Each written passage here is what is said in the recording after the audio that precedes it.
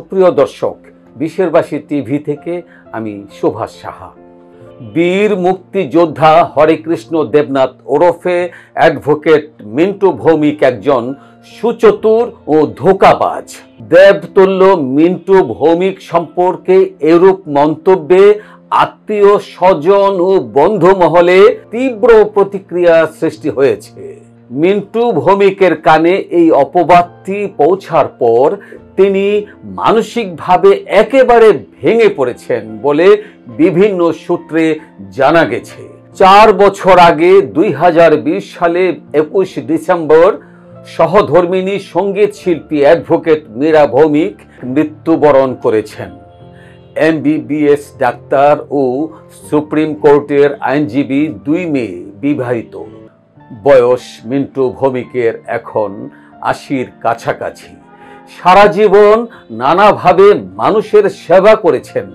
তার সততা নিয়ে কেউ প্রশ্ন তুলতে পারেন বিশ্বাস করেন না তিনি। বার্ধক্যজনিত নানা সমস্যা জর্জরিত অ্যাডভোকেট মিন্টু ভৌমিক ব্রাহ্মণবাড়িয়ায় মীরা ভবনে অনেকটা একাকিত্ব জীবন যাপন করছেন। মিন্টু ভৌমিক সম্প্রতি ব্রাহ্মণবাড়িয়াস্থ মীরা ভবনে সাক্ষাৎকালে তার ব্যক্তিগত কিছু সমস্যার কথা জানা। কি উদ্দেশ্যে এবং কারা রটাচ্ছে আপনাকে নিয়ে এরকম কুৎসা, সুচতুর ও ধোঁকাবাজ বলে রটনা করছেন আপনাকে? উত্তরে সরাসরি কোনো মন্তব্য করেননি। তবে শ্যামগ্রামে দেবোত্তর জায়গা সম্পত্তি নিয়ে বিচারাধীন একটি মামলার প্রতিপক্ষ হয়তো ভাবমূর্তি নষ্ট করতে এই রটনা করে থাকতে পারে বলে অনুমান তার। সময় হলে সবকিছু খুলে জানাবেন অ্যাডভোকেট মিন্টু ভৌমিক। দুষ্ট লোকদের এই মিথ্যাচারে প্রবীণ এই আইনজীবী ক্ষোভ ও নিন্দা জানিয়েছেন। প্রায় 2 একর বিস্তৃত শ্রী শ্রী প্রভু জগৎবন্ধুর নামে দেবোত্তর সম্পত্তির এক কোণে ভাঙা জীর্ণ ক্ষয়িষ্ণু কুটিরে শ্রী শ্রী প্রভু জগৎবন্ধুর অবস্থান দেখে বিস্ময় প্রকাশ করেছেন প্রভু জগৎবন্ধু সুন্দরের শিষ্যরা। তারা দুঃখ প্রকাশ করে বলেন, প্রভু জগৎবন্ধু নিজ গৃহে পরবাসী। আমার দৃঢ় বক্তব্য আছে, ওটাই বলেন। আমার চরম বিশ্বাস, অগাধ বিশ্বাস বাদল সাহেবকে যে ভুল বুঝাইয়ে আমাকে অপব্যাখ্যা করে কোনো ওনার হৃদয়ে কোনো স্থান পেয়েছেন বিশ্বাস করি না। আমি বিশ্বাস করি বাদল সাহেব প্রকৃত সত্যকেই উনি ধারণ করবেন এবং আমি সত্য অন্বেষণ থাকি, সত্যের পিছনে আছি। বাদল সাহেব আছে, উনি একজন বীর মুক্তিযোদ্ধার সন্তান এবং উনি বাংলাদেশের আগরতলা মামলার যে আসামি ছিলেন ওনার পিতা মুজিবুর রহমানের সন্তান। আমি ওনার পিতাকে শ্রদ্ধা করি, ওনার প্রতি আমার অগাধ বিশ্বাস আছে যে এই কাজে উনি নিঃসন্দেহে যাবতীয় উন্নয়ন এবং আমি দৃঢ়তা অবশ্য করবো, আর্থিকভাবেও উনি সাহায্য করে এই মন্দিরটাকে টিকে রাখবেন। ব্রাহ্মণবাড়িয়া শহরে অনেকগুলি প্রতিষ্ঠানের সঙ্গে আমি আছি। আজকেও আমি ব্রাহ্মণবাড়িয়া কল্যাণ সমিতির সভাপতি দায়িত্ব পালন করে এসেছি।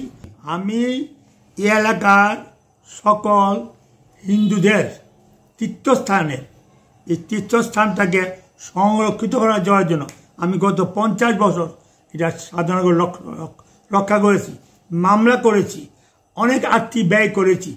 আমি এই মন্দিরের জন্য কি করেছি আমি মুখে বলবো না। মামলা মোকদ্দমা করেছি, অর্থ ব্যয় করেছি, রেখেছি।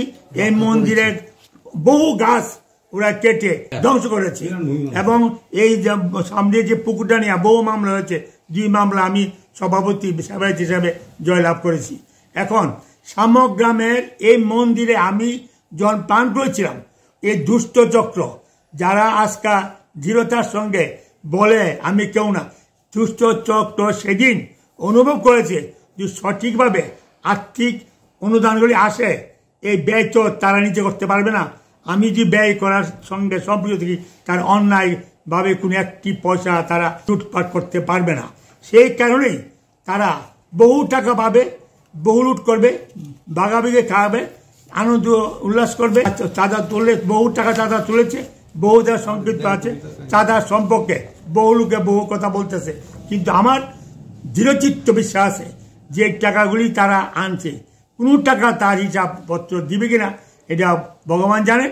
দিতে পারলে আমি বলবো যে পৃথিবী পরিবর্তন হয়েছে।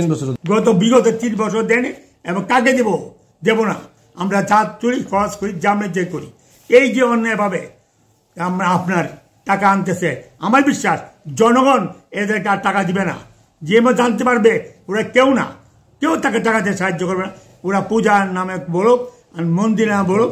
আজই আমার কাছে টেলিফোন করেছেন আমাদের হিন্দু বললাম কাউন্টার সেন্ট্রাল কমিটি থেকে টেলিফোন বলছেন কাজটা তাড়াতাড়ি করেন। আমি দাবি করব এই কাজটার জন্য আমার বর্তমান মাননীয় সংসদ তিনি এই যে টাকাটা আছে 16 লক্ষ টাকা মাননীয় সংসদ ফয়জুল বাদল সাহেব এই টাকা ছাড়াও আরও টাকা দিয়া আমাদের এই হিন্দু ধর্মের এই প্রভু জগৎ বন্ধুর মন্দিরটা গড়ার জন্য সহায়তা করবেন। আমরাও টাকা কালেকশন করে, আমি ব্যক্তিগত ব্যয় করে আগাস্টা ইন্ডিয়া থেকে এটা আমার পরিকল্পিতভাবে এই যে জায়গাগুলিতে যে মন্দিরটি হবে সবটি মন্দির করার জন্য আমি বাদল সাহেবকে অনুরোধ করব আমার যে থাকার জন্য। উনি এই প্রতিষ্ঠানে এসে উদ্বোধন করবেন এবং উদ্বোধন করে আমাদের প্রমাণ করে দিবেন যে বাংলাদেশে আমরা সুন্দরভাবে অসাম্প্রদায়িক যে মনোবৃত্তি আছে, আমরা সাম্প্রদায়িক সহমর্মিতা নিয়ে একে অপরের পাশে দাঁড়াই। বাদল সাহেবের এই আলিঙ্গনে আমরা এই ধন্য হব এবং বাদল সাহেবও এই বাংলাদেশের অন্যতম একজন আমাদের আজকে এমপি আছেন এবং হয়তো এক সময় ওনার কর্মকাণ্ডের ফলশ্রুতিতে পুণ্যকর্ম বলে উনি হয়তো আমাদের এলাকায় মন্ত্রী হতে পারেন। আমি সে কামনা করি। আমি আমার এই সারা জীবনের সত্যের পূজারী, ন্যায়ের পূজারী, ধর্মীয় অনুভূতিকে বিশ্বাস করি। ব্যক্তিগতভাবে ওনার সঙ্গে আমি দেখা করতে পারার সুযোগ হলে আমি সবগুলো জয় দেব। আমি জানি উনি আমাকে সুযোগ দেবেন, আমার বিশ্বাস। দক্ষ সংগঠক ও প্রবীণ এ রাজনীতিবিদ জাতীয় সংসদ নির্বাচনে দুইবার জাসদ প্রার্থী হয়ে প্রতিদ্বন্দ্বিতা করেছেন। সামাজিক ও সাংগঠনিক কর্মকাণ্ডে ব্যাপক সম্পৃক্ত থাকলেও সর্বদা আত্মপ্রচারে না থাকায় বর্তমানে কোণঠাসা এই বীর মুক্তিযোদ্ধা মিন্টু ভৌমিক।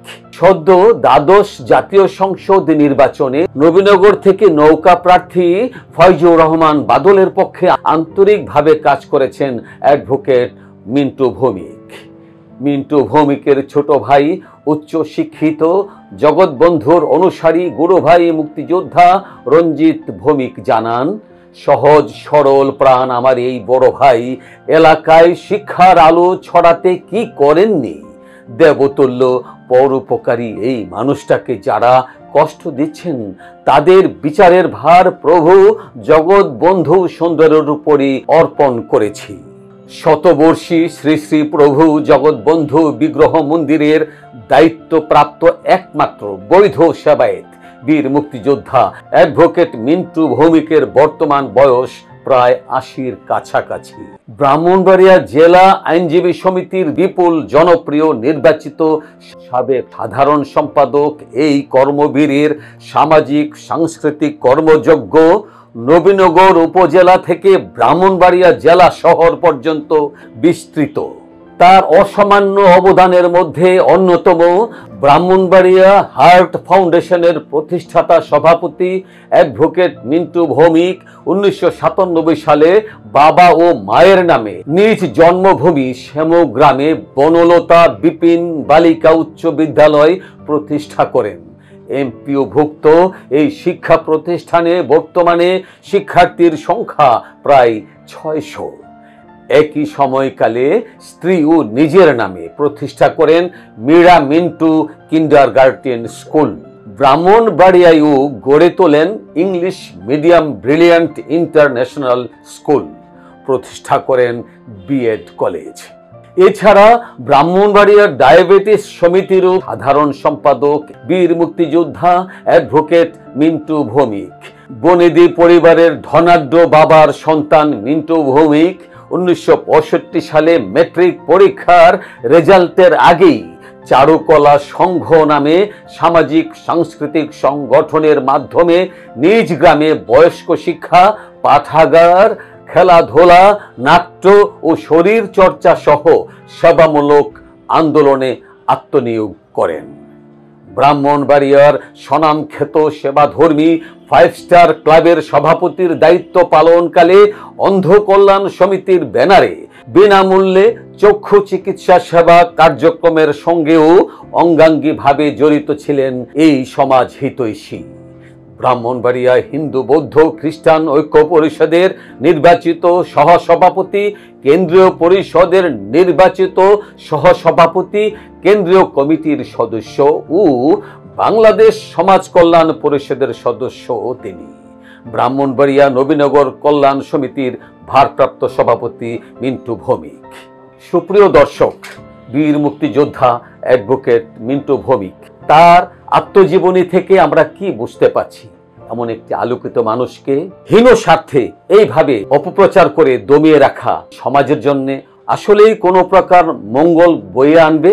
সেই বিচারের ভার সুপ্রিয় দর্শকদের উপরই অর্পণ করছে।